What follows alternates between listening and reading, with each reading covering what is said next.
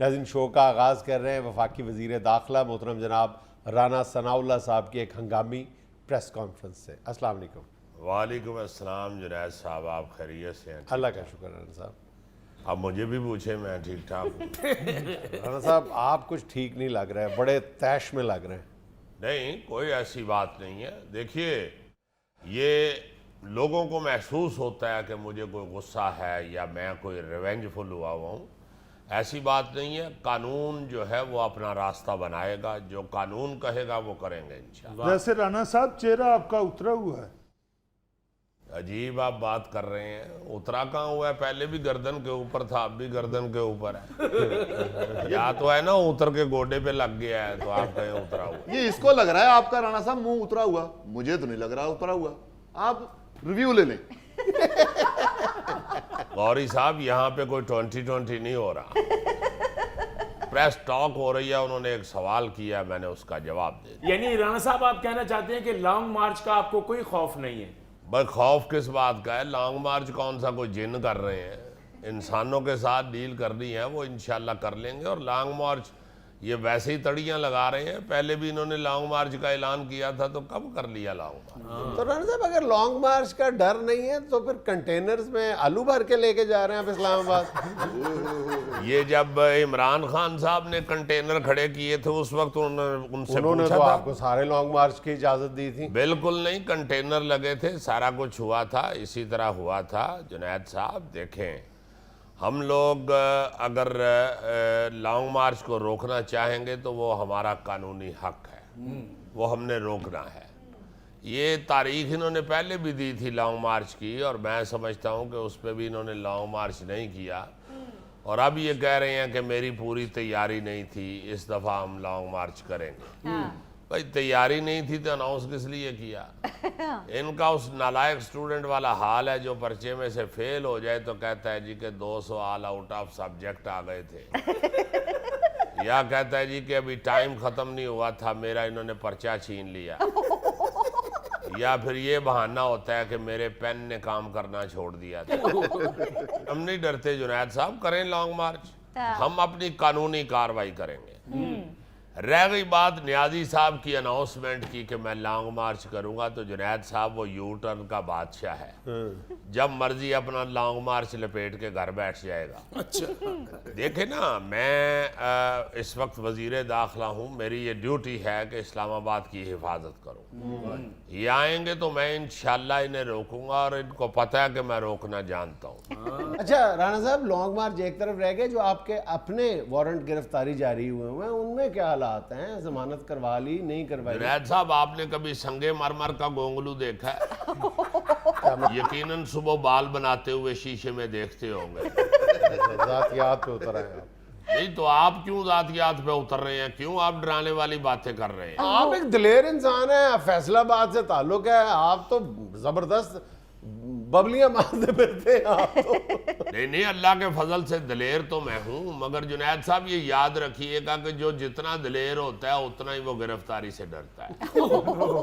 یہ دلیری یا آزادی کا نام ہے۔ جب بندہ پکڑا ہی جائے تو پھر کون سی دلیری رہ گئی؟ شہباز گل تھوڑا جٹ ہونے کے تڑیاں لگاتا تھا، جتنی دیر اندر رہا ہے کو حوالات میں سے یا جیل میں سے کبھی جٹ کا نام باہر آیا؟ جنید صاحب، رانا ہو یا جٹ، جیل کی نہیں سہ سکتا سٹ۔ جنید صاحب، خاص طور پہ یہ جو پی ٹی آئی والے ہیں نا، یہ گرفتاری نہیں برداشت کر سکتے۔ آپ کا بھائی اللہ کے فضل سے پھر بھی وہ ناجائز منشیات کا کیس بھگت کے باہر آیا تھا، اور شہباز گل کی طرح چیخیں نہیں تھی ماری ہم نے۔ چلیں رانا صاحب، وہ منشیات والا آپ نے کیس بھگت لیا تھا، یہ فراڈ والا بھی اس میں بھی چلتے ہیں، اللہ نام ہے۔ جنید صاحب، اب باری پی ٹی آئی کی ہے، مطلب ہے کہ جب ہماری باری آئے گی پھر ہم بھی بھگتے ہیں۔ اب تو چل سو چل ہے، باریاں لگی ہوئی ہیں۔ وہ شاکر شجاع آبادی نے جنید صاحب سیاستدانوں پہ ہی شعر لکھا تھا نا، بس فرق میعاد دا ہے شاکر، میں آج رونا تو کل رو سے۔ اچھا رانا صاحب، ویسے وہ جو معاملہ ہے، جو اینٹی کرپشن کا کیس ہے آپ کے خلاف، معاملہ اور الزام بہت سنگین نوعیت کا ہے، انتہائی مذہب کا خیز ہے جنید صاحب۔ دیکھیں وہ ایک نجی سوسائٹی کے मालिक से आपने 2 प्लॉट कलर का हार में रिश्वत मांगी है। यार कलर कहार के प्लाट मैंने क्या करने हैं, क्या वैल्यू है उनकी। कभी कभी कलर कहार जुनैद साहब किसी कॉलेज या स्कूल की बस जाती है टूर लेके, मैंने कौन सा उन प्लाटों पे टेंट लगा के वहां पे पकौड़े या नान टिक्की बेचनी थी, या वहां मैंने दही भल्ले की रेहड़ी लगा के को मुंडा बिठाना था वहां पे। मेरा मतलब है कि कलर कहार में प्लाट रिश्वत के तौर पे कोई किस लिए लेगा। ये बस जिस तरह वो मंशियात का केस इन्होंने मुझ पे डाला और बेचारों को मुंह की खानी पड़ी, इंशाल्लाह इस केस में भी ये मुंह की खाएंगे। और गोगा जी आपको तो पता ही है कि मुंह की कैसे खाते क्या करने थे कलर कहार के प्लाट। वो झील के किनारे वहां पे एक ऊंट बच्चों को सैर करवा रहा होता और आपको मालूम है कि उस ऊंट पे भी कोई बच्चा नहीं बैठता क्योंकि ऊंट चक वट दे। और वैसे भी एक अकेला ऊंट सैकड़ों बच्चे, वो रास्ते में थक जाता है, खुद बच्चों से कह रहा होता है कि आगे तक तू मुझे छाट गया। ऐसा वो थका हुआ ऊंट है राणा साहब, पहले बच्चे उसको दबाते हैं, फिर बच्चों को वो सैर कराता है। देखें कलर कहार तो वो जगह है जहाँ पे मेरा ख्याल है कि कोई मेला शेला लगाने वाला जा सकता है। वो कोई 4 आसमानी पंगूड़े को 2-3 जंपिंग झूले वहां पे रख ले। जी जी। तो मेरा तो मनसब नहीं इजाजत देता जुनैद साहब, इसलिए मैं ये इस इल्जाम को मुस्तरद करता हूँ और इंशाल्लाह मुझ पे लगाए हुए पिछले कई इल्जामात की तरह ये भी झूठ साबित होगा इंशाल्लाह। अच्छा राणा साहब, ये फरमाएं कि कुछ लोग ये भी कह रहे हैं कि इमरान खान ने लॉन्ग मार्च करना कोई नहीं है, वो आपका चेजा ले रहा है। आपको कहता है मैं आ रहा हूँ, आप कंटेनरों से इस्लामाबाद भर देते हैं, फिर वो पीछे हट जाता है, फिर आप दोबारा कंटेनर ले जाते हैं, फिर उसने आपको कंटेनर हटाने पे लगाने पे लगाया हुआ है। नहीं तो जुनैद साहब इसमें हमें तो कोई फर्क नहीं पड़ता, ये तो उनको शर्म करनी चाहिए। अगर वो हुकूमत का चेजा ले रहे हैं तो मेरा ख्याल है ये कोई अच्छी बात नहीं है। ये सियासत को बच्चों का खेल तो नहीं जो एक दूसरे के चेजे लेते फिर।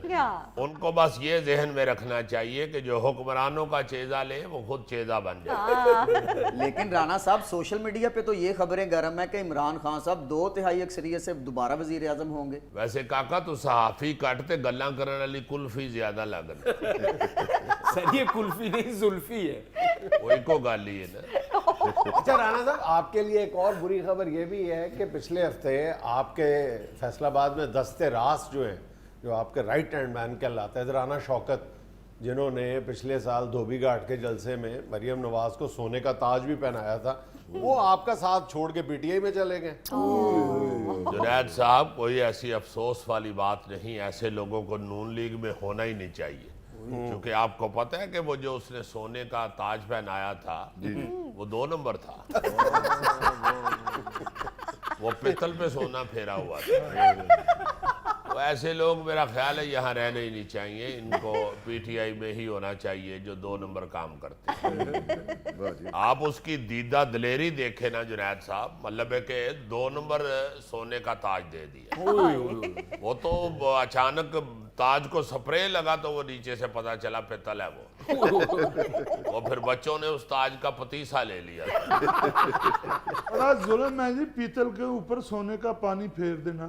मेरी मंगेतर ने भी इसी तरह की अंगूठी मुझे पहना दी थी। उसने क्या टायर पे सोने का पानी फेर दिया आपको? क्योंकि सादी अंगूठी तो आप पहन नहीं सकते। क्या देख का मुंह काट के उस पे सोने का पानी फेरा?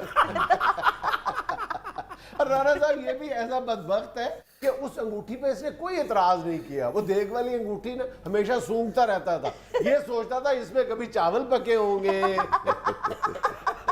तो बरादरे शौकत ये जहन में रखो, हर चमकने वाली चीज सोना नहीं होती। बस लड़की स्विट्जरलैंड की थी राणा साहब, मैंने सोचा भी नहीं था मेरे साथ ऐसा करेगी। स्विट्जरलैंड? हाँ जी। और राणा साहब वो ਜਿਹੜੀਆਂ ਦਰਿਆ ਦੇ ਕਿਨਾਰੇ ਝੁੱਗੀਆਂ ਲੱਗੀਆਂ ਨਾ, ਉਹਨਾਂ ਨੂੰ ਇਹ स्विट्जरलैंड ही कहता है। हर दूसरे दिन एलडीए वाले आके स्विट्जरलैंड उठवा देते। राणा साहब सौरा है ता उसे स्विट्जरलैंड विच टोकरे बनांदा जे। और ये उससे टोकरे थल्ले निकल के शाम को शो ते आ जांदा। अच्छा राणा साहब बाकी सारी बातें छोड़ें, आपकी वो वाली वीडियो तो बहुत ही वायरल हुई है जिसमें आपने सऊदी अरब में तलवार वाला रक्स किया है। वो बीबी जो तलवार वाला रक्स है जी उसकी वीडियो सिर्फ इसलिए वायरल की है मैंने खुद जी कि लॉन्ग मार्च करने से पहले ये जहन में रखें कि मुझे और भी काफी तरीके आते हैं लॉन्ग मार्च रोकने के। वैसे मैं हस्बयाल के थ्रू ये वजाहत कर दूं जी कि वो सऊदी अरब का कौमी दिन था तो उन्होंने मुझे तलवार पकड़ा दी और मैंने वो फिर रक्स का मुजाहरा किया। अच्छा, तलवार आपको रक्स के लिए पकड़ाई थी? यार होर धौन लान वास्ते पढ़ाई सी। लोग तेरी तौड़ लैन वाली भी नहीं है, भी डरी जाना यार। राणा साहब, गोगे को भी एक दफा उन्होंने तलवार पकड़ाई थी कि तलवार पकड़ के कह लगा सजी किथे सजी किथे सजी किथे। उन्होंने खबी छड़ी और तलवार वापस ले ली। भाई साहब उन्होंने मुझे तलवार इसीलिए पकड़ाई थी कि मैं जरा तलवारबाजी का मुजाहरा करूं। मैं पाकिस्तान का वजीर दाखिला हूं, सऊदी अरब का जल्लाद नहीं हूं।